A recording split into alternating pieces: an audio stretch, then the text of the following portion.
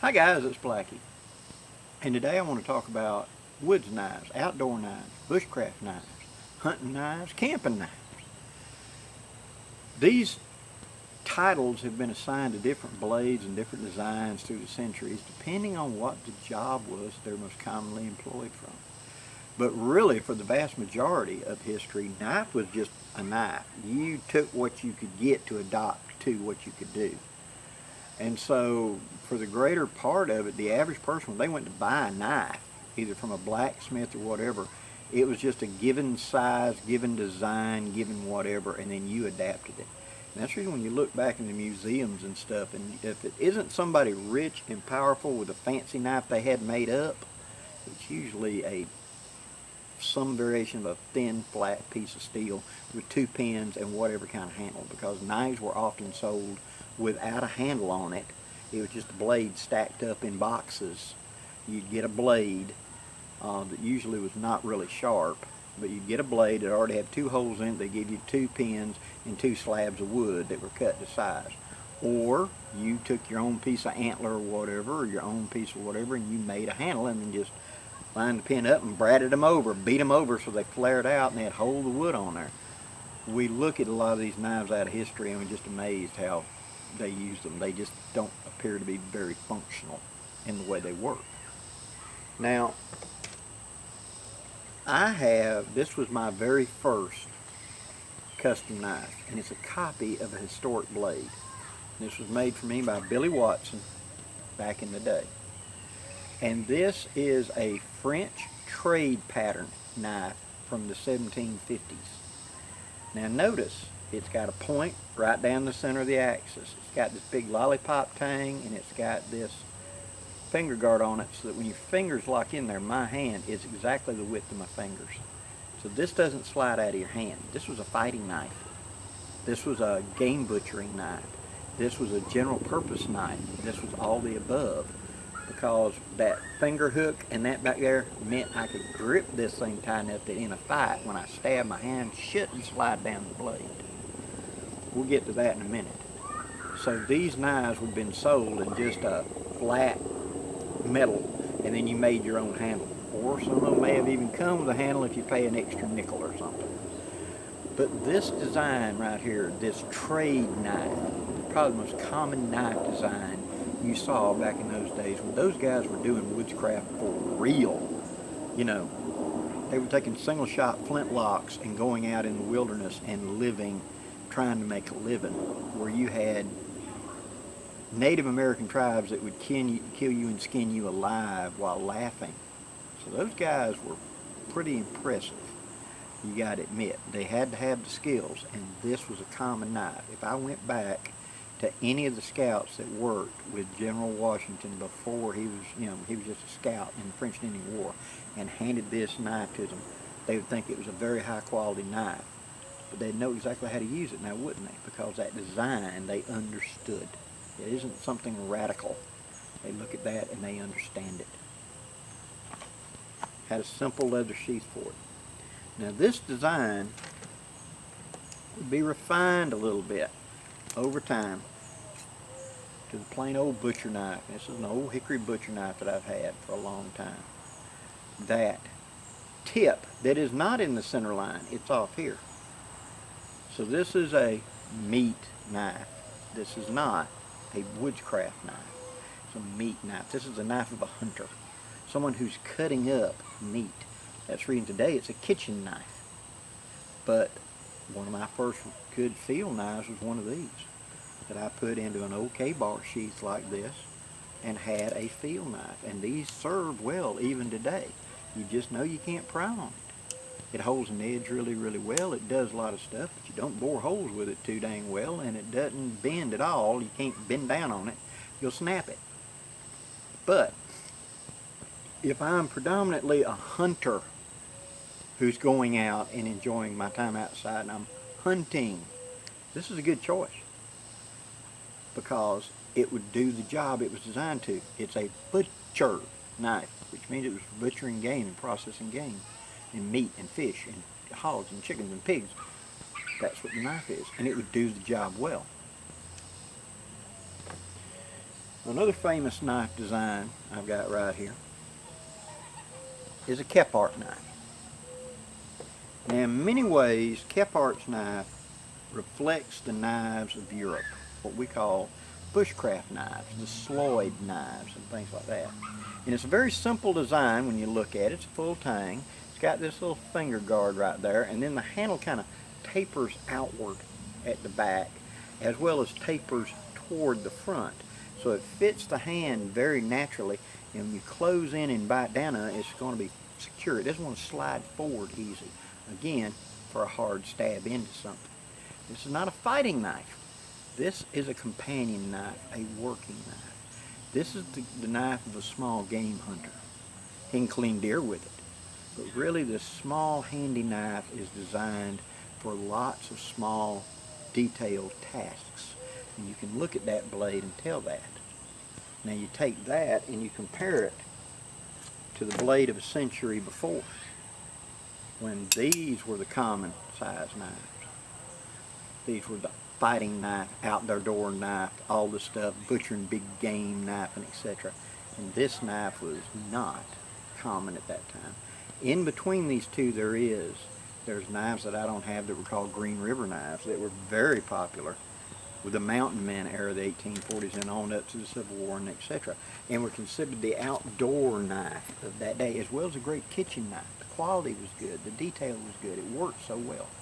And so when Kephart made this knife, this style knife, light, handy, quick, doesn't drag your pants down, it's not cumbersome to use, and that center point in line so he could do detail work like that.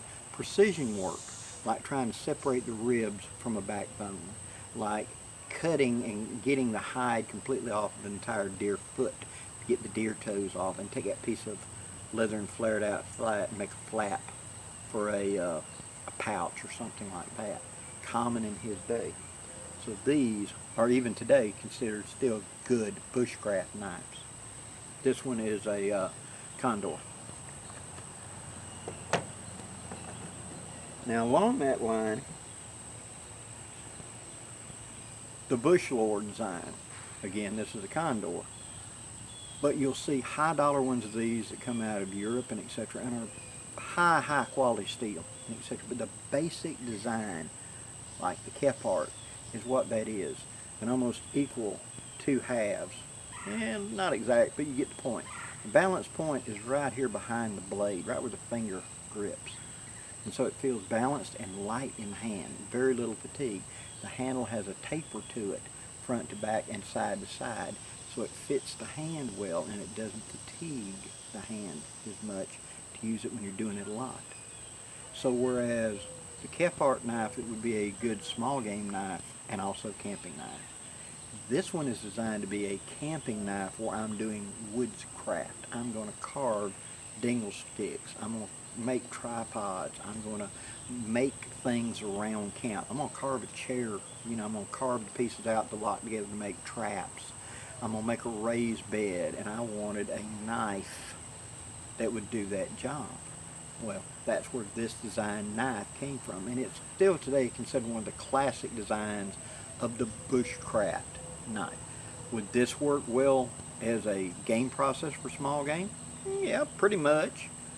Could I skin with it with that thin little tip up there? Yes, I could pierce in, lay it down, and skin with this, because if you pierce in, rotate it to this smooth back edge and slide it like that, the hide would slide over and split just like a zipper. So if I'm opening up something, this would be an advantage. The 90-degree spine for shaving bark off and for taking pieces of fat wood and stuff and planing it down to make shavings to make fires is a real advantage. So that design is an old design, over a century, but it's still a good design even today. As I mentioned earlier, the Mora knife. This basic design goes back to Viking times, when steel was precious. And so when they made a knife, they did as little as they could to make a knife. Big handle, little bitty knife, thin little blade. You needed a good cutting tool that would hold the edge well, but at the same time, I also don't need to waste a lot of metal. Whereas This big knife would be considered something somebody of wealth and power could afford that much steel. This would be far more of a common knife that the average person could have for doing all of their chores. And these are still used today all over the world as a bushcraft, woodscraft tool knife. As well, it makes a great kitchen knife. Now, this design, which is also a condor, is also, now notice how it has the belly, the straight back ridge, it has the flares, and the finger guard, so I can push without it sliding out of my hand. It's also got a nice wide handle, and it's tapered, and it's a full tang. The point is not in the center axis, it's close, but it's not. But I can, if I come from the back of it, bear down with the back edge like this, I could bore with it. But that wide blade, like that. Now what does wide tell you? Slice. So if I'm looking for more of a game processor and do woodscraft, this might be a better choice for it, because that wide blade gives me a lot of strength sideways, so that when I'm doing the long cuts trying to get into a big animal like a deer or a moose or an elk or a bear or whatever, processing, that big wide blade would be an advantage.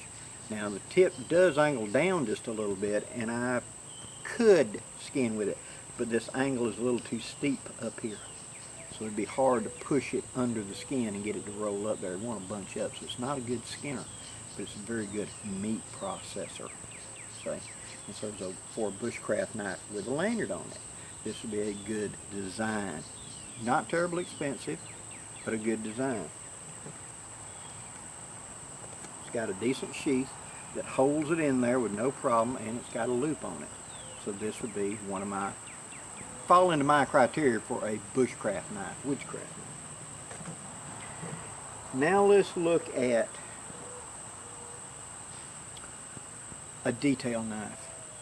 Okay, this one's made by my friend William Collins, and this is a classic Sloyd type knife. What that means is it's a whittling knife. See, it's a full tang, 90 degree, but it's, see how the handle tapers? So it fits the hand very comfortably. It's like a thumb sticking up. The point is in the alignment. In fact, the edge shifts to make sure it's in the back of the knife, I should say, centers that edge so it's dead center down the center axis, so I can bear down and bore with it. This is a detail knife. This is fantastic for doing woodscraft, where I'm going to be making traps, I'm going to be making dingle sticks, I'm going to be doing detail work. I can slice up tomatoes for lunch. I can process game and fish, squirrels with this. Wouldn't be my first choice for a big animal like a hog or a deer or something like that. I could do it, but the bigger knife would be in a better place. But for detail work, this style knife, even with that lanyard loop, would be a better idea for a detail. So what is your purpose? So it's got a good leather sheath with it. What I'm trying to bring about in this discussion is that the various titles we put onto knives of, that's a woodscraft knife, that's a bushcraft knife, that's a survival knife, that's a bird knife, that's a whatever knife, big game knife, are kind of trying to push you in a direction of what that knife was designed for. But the term survival knife to me is misleading. Survival knife is the knife I have in my hand whenever I get in that position. Any one of these knives I've just showed you is a survival knife. If I'm stuck in a bad situation, that's all I got, then I'll use it to its biggest advantage because of my skill set. And it would be true of you as well. Why would you, it's one of those great conundrums to me of, I want a survival knife in case I get in a survival situation. That's like wanting a parachute but never ever getting on a plane. It's kind of limited, Survival knives of many different styles are out there, and some of them are very, very good knives for woodcraft and stuff. And some of them, guys, I'll just be straight up honest with you, I have seen many of them since the 80s whenever I got into that craze, and I played around with them. And a lot of them were bricks. You'd see all the demonstrations where they'd baton them through gnarly oak and hook a truck to them and, you know, try to do this and that. And they were indestructible, yeah, and you couldn't make a sandwich with them. They were like trying to toad a chisel. They didn't sharpen with the flip, the edge was so thick, and they were just a nightmare to actually use. So, let us state it this way. Find the knife that fits you, your style, and the gear and crafts and skills that you're wanting to emulate.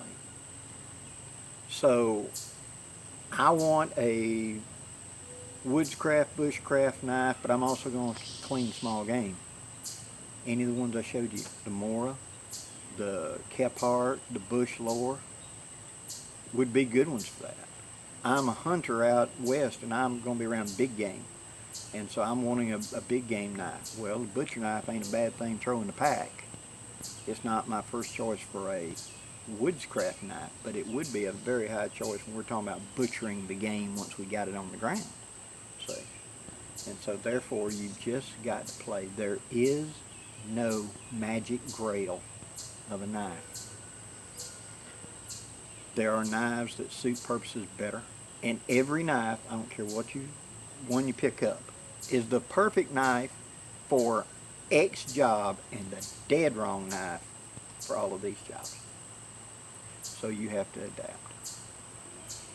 So pick the knife that works well for you, that fits you, that does the skill level you can do, the knife that you can afford, and then practice with it, get confident with it, learn its ins and outs, its strengths, its weaknesses. You'll either grow beyond it and want something a little different because I prefer, or you'll be very happy with it. Either way, it's up to you. Hope you've enjoyed this video, guys. If you have, please hit that like button before you go. I'd really appreciate it. Till next time, guys, I'm Blackie, wishing you safe journeys. Have a great day, guys.